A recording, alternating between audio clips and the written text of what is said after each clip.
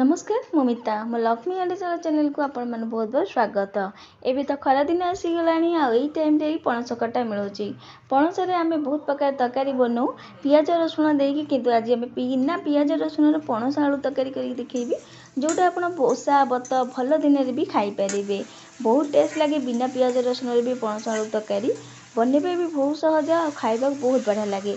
आपण को अरुआ भात रुटी परोटा सबुते खाई परिबे। तो वीडियोटा को पूरा देखिए, जदि भल लगे वीडियो को लाइक कमेंट शेयर करिया जमार भूलिबे नहीं। चलते देखना आज रेसिपी। बिना पियाज रसुण वाला पणस तरकारी करिया पई सेति पई देखबा तबे मु गोटे मीडियम साइज पणस को एई भली काटिकी ताकू पानी रे पकेकी आगु रखी देइची। पणस को काटी साइला पर पानी रे पकेकी रखिबे, ताकू सेमती रखिबे नहीं कला पड़ी जिवो। तो एबे पणस को भला पर धोई आनीची, करेई रे एटी बसई देइची गैस रे। करेई एटी प्रथम पणस एटी देई साइला परे बुड़ीकी रहिला आलिया एटी पणस मुठी देई दउची। सब पणस देई साइला परे हाफ चमची लूण हाफ चमची हलदी ए सब जिनस देकी भल भाव मिसेकी पणस को सिझाऊ छाड़। तो आपड़ ये प्रेसर कुकर भी ये सिझाई पारती। तो मुझे गोटे छोट साइज वाला नहीं कषी वाला, तो से करेई रे नहीं। जदि आप प्रेसर कुकर सिझुन गोटे सीटी रे काढ़ीदेवे। तो मसला देख पाते ग्राइंडर जार दे चारुमगज गोटे चमची खंडे अदा आ अल्प टिके पानी देइछि, गोटे टमाटर देइछि। सब जिनस देकी चिकन करके बाटी आनिबा। तो मसला ये हो सारी पणस को देखा। चलतु पणस ये बहुत बढ़िया भाव सिझी जाइए। पणस को आम अधा सिझार अच्छे बेसी नुह। तो ये देखिए एमती ही सिझी गले पणस को काढ़ी नेबे। सब पणस को ये छाणीदबा। आउ जो पानी गुराक ढाईदेवे, आ कुछ दरकार हेनी कषा पानी आदि थाए। यहाँ को आम फोपाड़दबा। गैस आउ गोटे करेई बसई देइछि, से रिफाइन तेल ये बिना पियाज रसुण करुच्ची ताकि रिफाइन तेल देइछि। तो जदि आप पियाज रसुण खाऊँगी सोरिष तेल ये करपारती, आ पियाज रसुण भी दे पारती। तो तेल भल भाव तातीगला आलू नहीं जाइए। दीटा बड़ साइज आलू को ये चोपा छड़ेकी काटिकी नहीं। आलू को एबे भाजी नबा। तो आप डायरेक्ट पणस को सिझेकी पणस सांगे आलू को सिझेकी भी नहीं पारती। तो गोटे चिमटा लूण गोटे चमचा हलदी देकी भल भाव मिसेकी आलू को किसी समय लो फ्लेम रे भाजी नबा। तो ये आप देखिपे आलू गुटा किसी समय भाजिला बहुत बढ़िया भाव भाजी गला। अधा आलू ये सिझी सारी। एबे आमे आलू को गोटे जगह को काढ़ी नबा।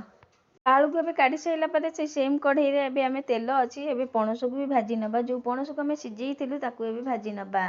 तो ये आप देखिपे सब जाक पणस को देदेबा। हाई फ्लेम करके किसी समय एपट सेपट कर भाजीदबा। लो फ्लेम करेंगे नहीं। पणस भाजिला बेले हाई फ्लेम करके एपट सेपट कर किसी समय भाजी नबा। तो ये आप देखिपे पणस भाजवा द्वारा केते सुंदर देखा जाउछि। आ एटा हेई गलानी एबे काढ़ीदबा। आठू अधिका आगो भाजीबे नहीं।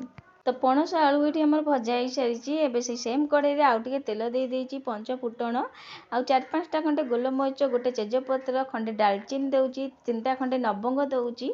तापर देखिए गोटे बड़ गुजराती दउछि, खंडे स्टार अनपुन जोटा चक्री फूल कहते। तापर देखिए जावित्री जोटा जाई फूल कहते से खंडे देइछि।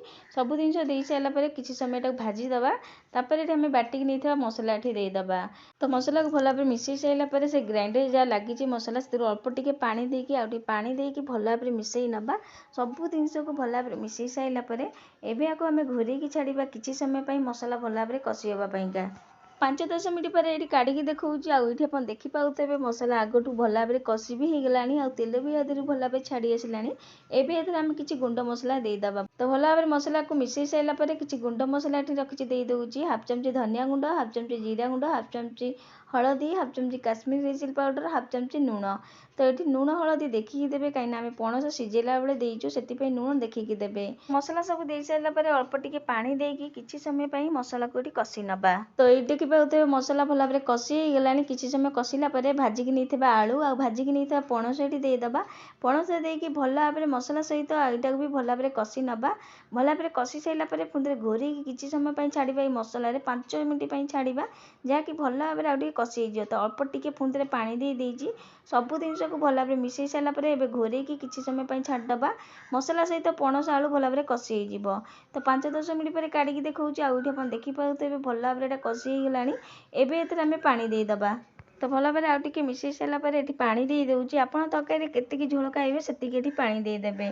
तो पानी देकी भल भाव मिसेकी घोरेकी छाड़दबा। आलू आ पणस सिझापा भल भाव एबे आको घोरेकी 5-10 मिनट लो फ्लेम रे छाड़दबा। 5-10 मिनट पर काढ़ी देखा। आउठी आप देखिपे तरकारी केते सुंदर देखा जाउछि। आगठू आउरी भी काठुआ हो गलानी। आउठी देखिपे पणस भी बहुत बढ़िया भाव सिझी सारी। आलू भी बहुत बढ़िया भाव सिझी सारी। एबे एथरे हाफ चमची कस्तूरी मेथी पत्र दे दूँगी। निश्चिंत देवे बहुत बढ़िया लगे तरकारी रे। तापर ये देखिए हाफ चमची गरम मसला सब जिनस को देकी भल भाव मिसई नवा आपड़ जब चाहिए ये धनिया पत्र भी दे पारती।